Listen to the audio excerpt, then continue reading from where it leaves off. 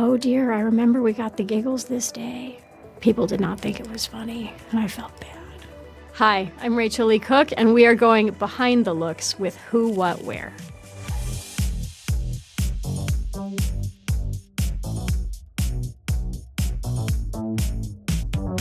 Oh boy, we are beginning at the very beginning. Here it is, 1995, Columbia Pictures, The Babysitters Club. I played a character named Marianne Spear, which is, even if you only read the books, you definitely remember Marianne. She is fiercely loyal, very studious, and these things are, well, especially the studious part where they made sure to convey in the wardrobe. What I remember about this outfit is that kind of in the classic trope of sort of prep school clothing, I remember I would roll the waistband a little bit too high to try to make it cuter and shorter. And I remember the costume designer always going like, Rachel, come on, help me out. It's a kid's movie. Like, let's be cool. I definitely thought I was way more of a Claudia. She had the cool clothes. When the movie was over and we had the option to buy stuff, I took home none of the Marianne outfits. Marianne, all heart, not a lot of fashion. Oh, here we go. Guess this was my thing for a while. This movie is called Strike. I think it has a couple different titles internationally, but this was a great, great time filming this movie. I play a character named Abigail Sawyer, and she is the goody-goody of the group, who is everyone's sort of shared nemesis in that photo.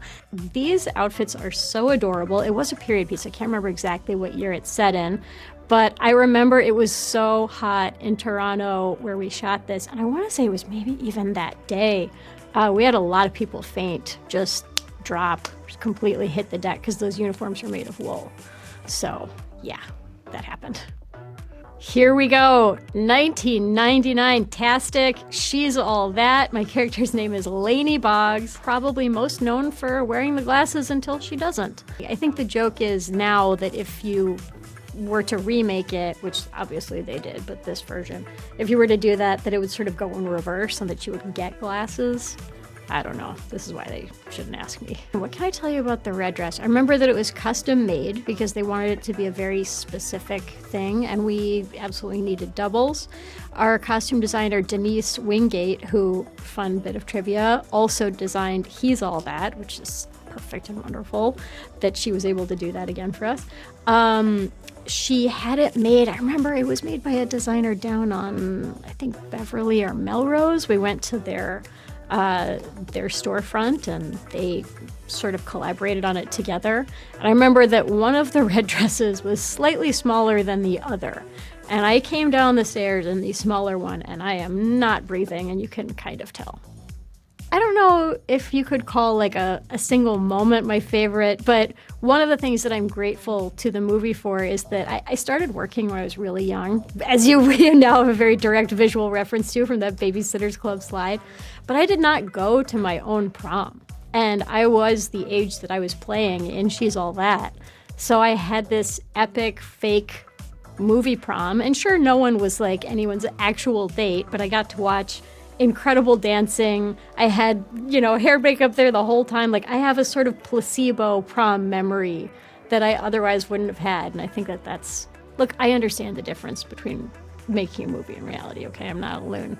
But that was really cool to me.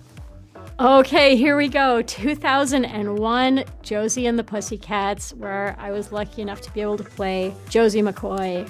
Holy crap, how Lisa Evans was not, I don't know. I hope she won every award imaginable for her design on this movie.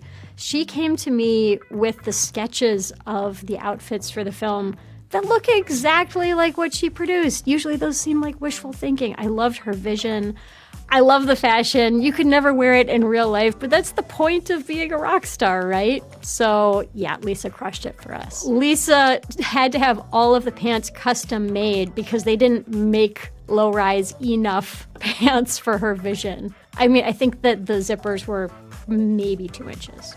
I did keep some of the ears. I've got them somewhere. I think I got my photo doubles version of them because they say Josie double on them, so they're not even mine. But I definitely have some somewhere. people were so quick to call our movie hypocritical because it was covered in branding. And it was like, yeah, that's the point. It's self-referential. And you know what? Never mind. If you get it, you get it. If you don't, whatever, watch it again. When people show me photos of themselves and their friends dressed up as these characters for Halloween, it puts such a smile on my face. This is a lesser-known movie called Texas Rangers. It is from 2001. It is my second film with Usher, but hopefully not the last. I play a character named Caroline Dukes. That is Ashton Kutcher. And it also features James Van Der Beek and Dylan McDermott. That was pretty good, I gotta say. I'm impressed I remember that much. We had beautiful weather. I remember we were in Calgary. And yeah, gosh, they did a great job. They must have had a serious budget on that movie. I love that you've been in a movie with Usher 2 times. I love it too. I can't wait for our next collaboration. Not a lot of people walk up to me on the street and reference this movie. Actually, that's never happened. This movie is called Blonde Ambition. It is from 2007.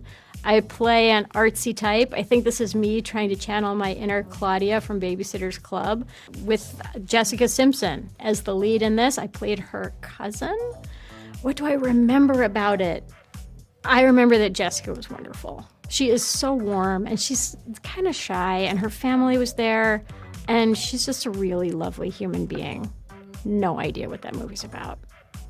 I don't know what these Yeti boots are about on what's clearly a beautiful day outside. That was ill-advised. That I would reconsider.